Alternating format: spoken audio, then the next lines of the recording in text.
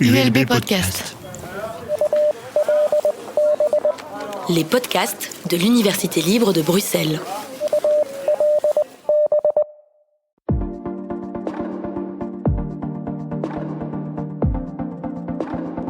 Bienvenue dans le podcast Leur recherche, notre santé. Je suis Anna Zaïtseva et je suis chercheur au département d'économie appliquée de l'ULB, le JULBA. Au cours de ce podcast, nous allons tenter d'éclairer les enjeux actuels en matière de santé en donnant la parole à des chercheurs et chercheuses. Aujourd'hui, nous accueillons Zeynep Or, économiste de la santé, directrice de recherche à l'Institut de recherche et documentation en économie de la santé, l'IRDES, et chercheuse affiliée au laboratoire interdisciplinaire de recherche appliquée en économie-gestion et santé, le LIRAES, de l'Université Paris-Cité. Ces recherches portent sur des comparaisons internationales des systèmes et politiques de santé, la performance et la soutenabilité des systèmes de santé, les variations des pratiques médicales et leurs conséquences, ainsi que le financement des soins. Bienvenue Zeynep. Merci beaucoup. On parle souvent du changement climatique comme enjeu environnemental.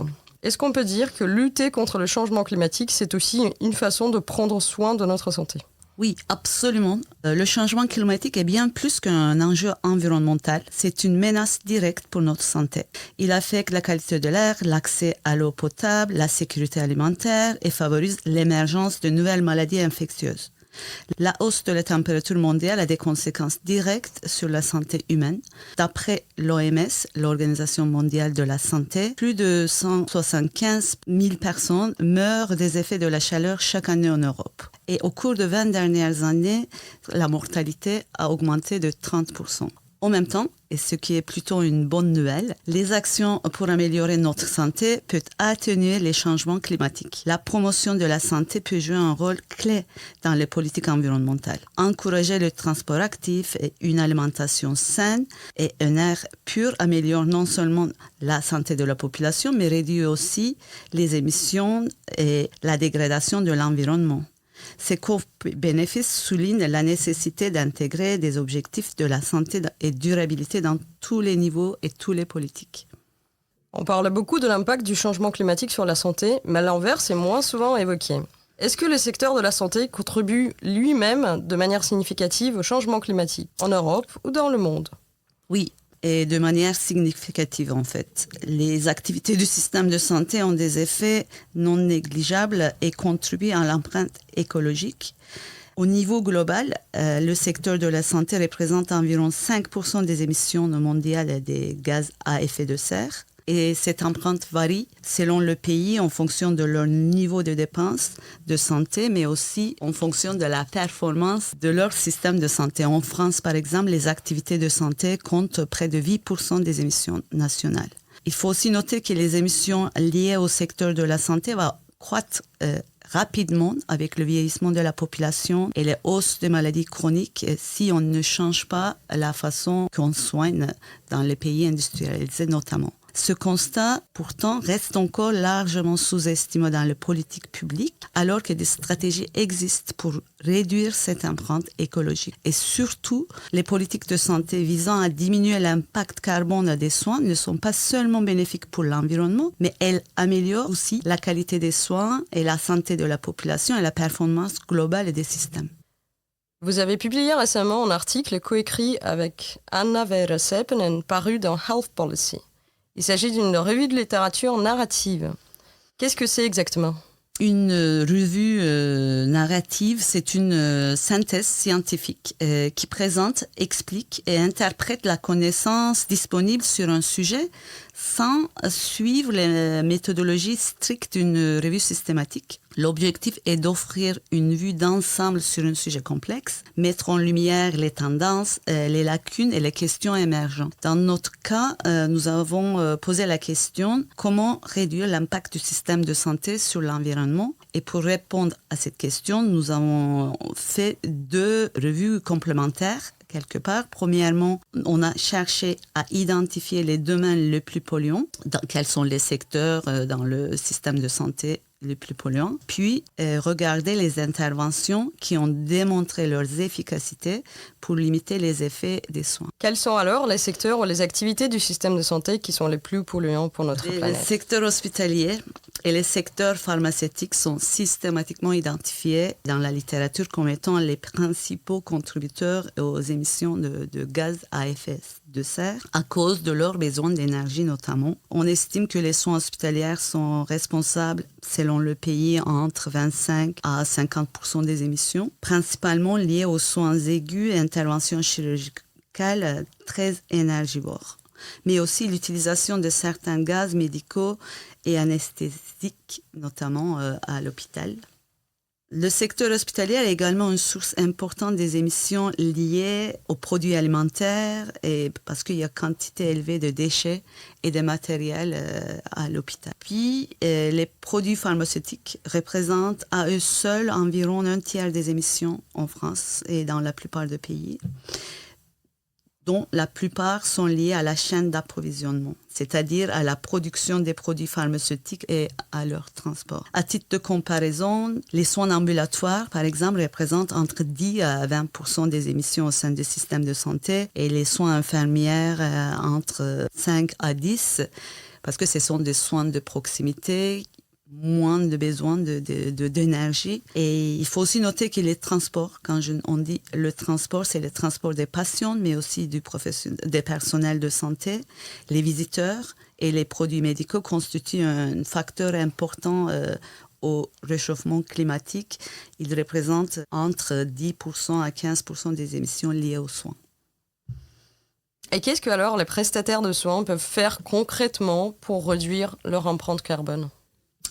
La littérature évaluant les interventions pour améliorer la soutenabilité environnementale est énorme dans les hôpitaux et dans plusieurs domaines.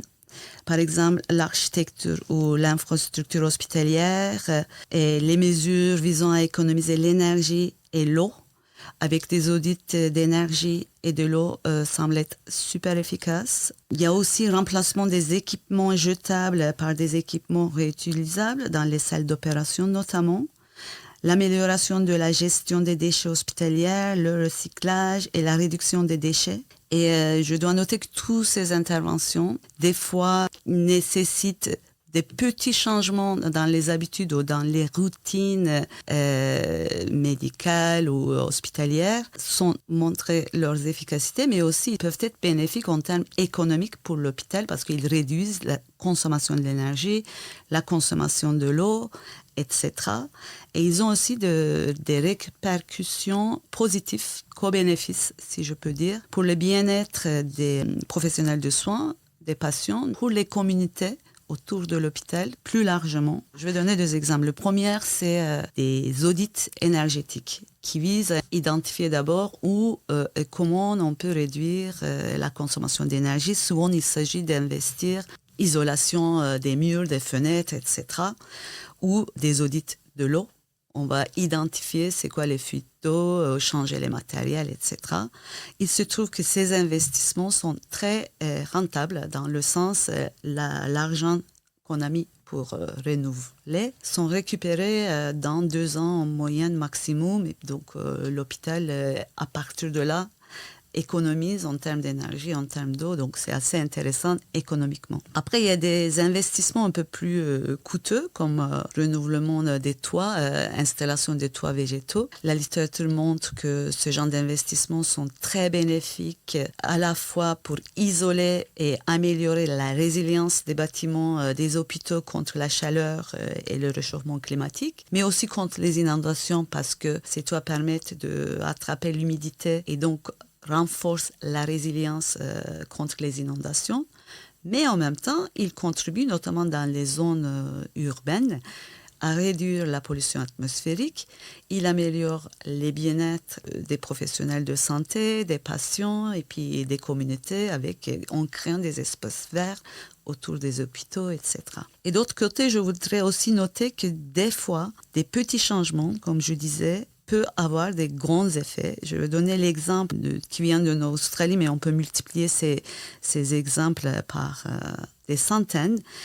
Et dans un hôpital en Australie, ils ont fait un protocole d'économie d'électricité et puis ils ont décidé d'arrêter les stérilisateurs à vapeur, juste simplement les éteindre quand ils ne les utilisaient pas. Juste ces mesures avec 4 machines, ils ont permis de réduire 25% de consommation d'énergie à l'hôpital.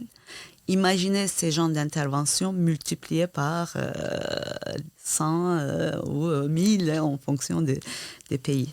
Je voudrais aussi noter à l'hôpital notamment, mais aussi en ville, les soignants peuvent changer les pratiques médicales et anesthésiques, parce qu'à l'hôpital, certains anesthésiques sont très polluants, comme desflurane, et remplacer ces gaz anesthésiques avec des alternatives bas carbone est très efficace. En ville, les inhalateurs à gaz, ils sont très néfastes pour l'ozone notamment, et les alternatives existent à poudre sèche.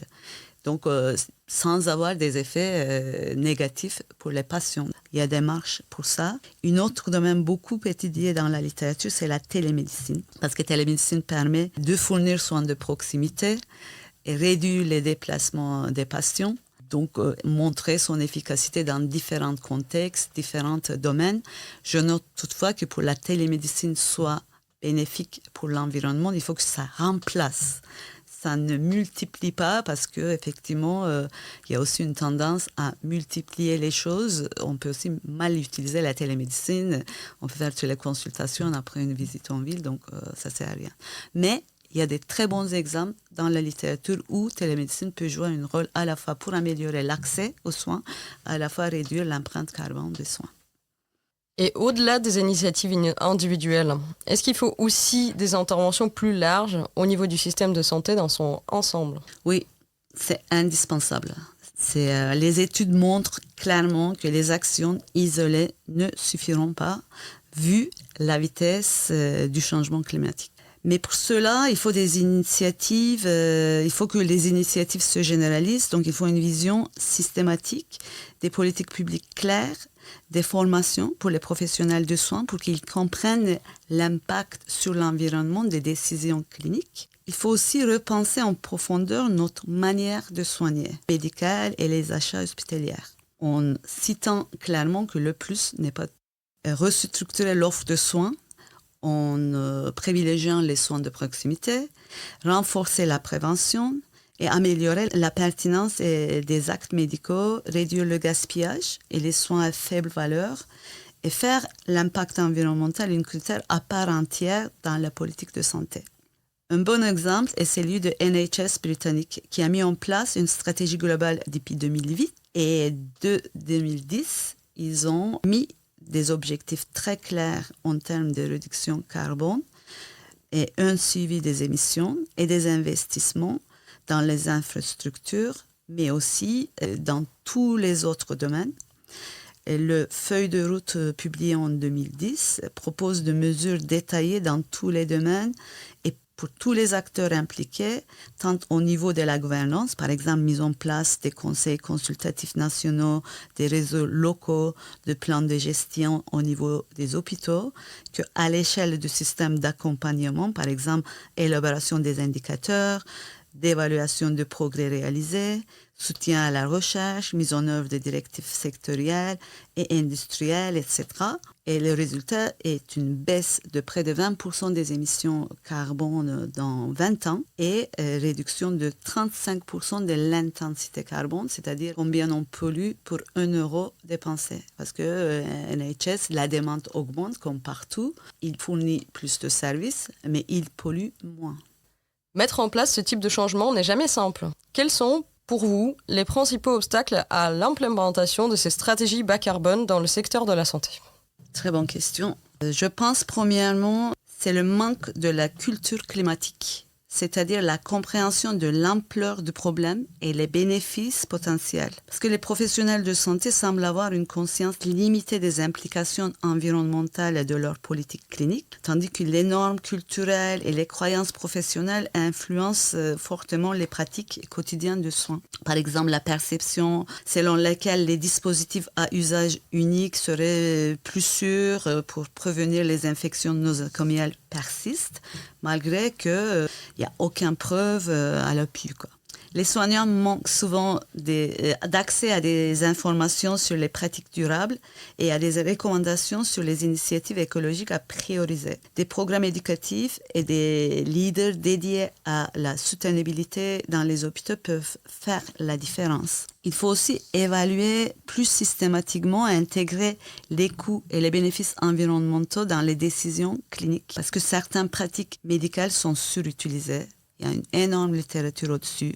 Par exemple, les examens diagnostiques, prescriptions médicamenteuses, certains actes chirurgicaux. Elles apportent souvent aucun bénéfice réel aux patients tout en générant des coûts élevés et une empreinte écologique importante. Il y a des initiatives comme Choosing Wisely, identifient déjà des soins à faible valeur qui sont définis en évaluant le coût-bénéfice pour le patient et ils œuvrent à leur réduction. Je pense que si on intègre la dimension écologique à ces démarches, leur impact pourrait être encore plus significatif. Et deuxièmement, en termes de barrières, je pense que l'absence de réglementation et directives claires pour soutenir les initiatives écologiques, par exemple démarches pour réduire les déchets ou soutenir le recyclage, c'est un problème. Il faut des règles claires pour la gestion des déchets, par exemple, et réemploi des dispositifs médicaux dans les hôpitaux. Les réglementations nationales jouent un rôle clé dans la manière dont les déchets plastiques et alimentaires sont gérés dans les établissements de santé et ils doivent soutenir activement les pratiques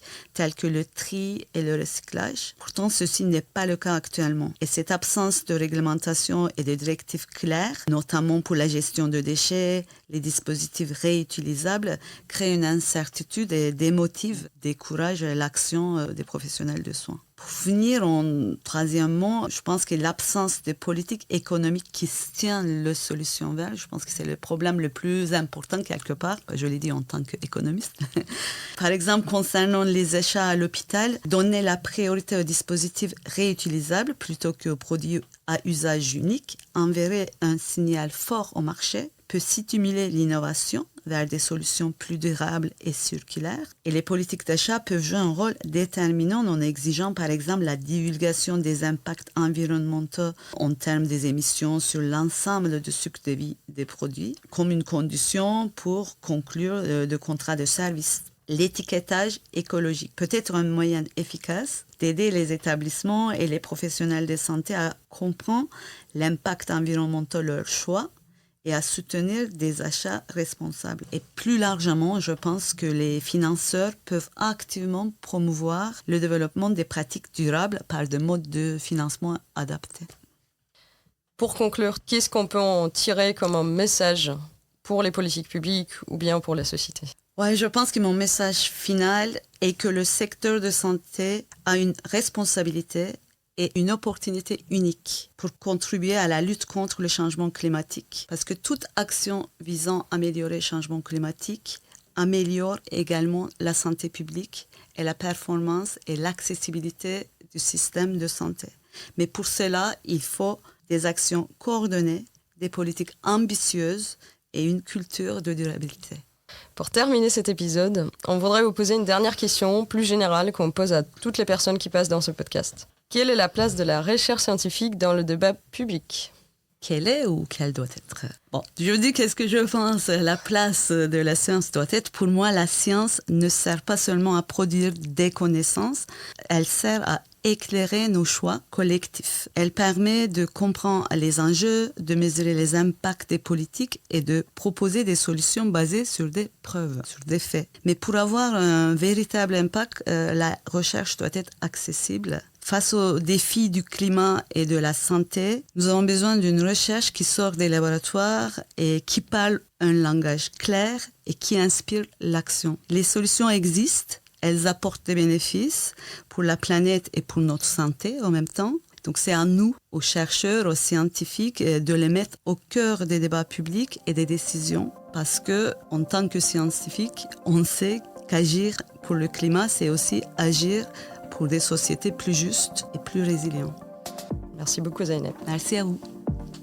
Si le sujet de la santé publique en Belgique vous intéresse, vous pouvez vous abonner à notre podcast. Et pour en savoir plus sur les recherches menées par le DULBA, n'hésitez pas à consulter notre site et à nous suivre sur nos réseaux.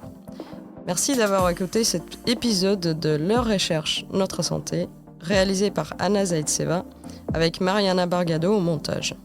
Et merci à tous ceux d'entre vous qui sont restés jusqu'à la fin.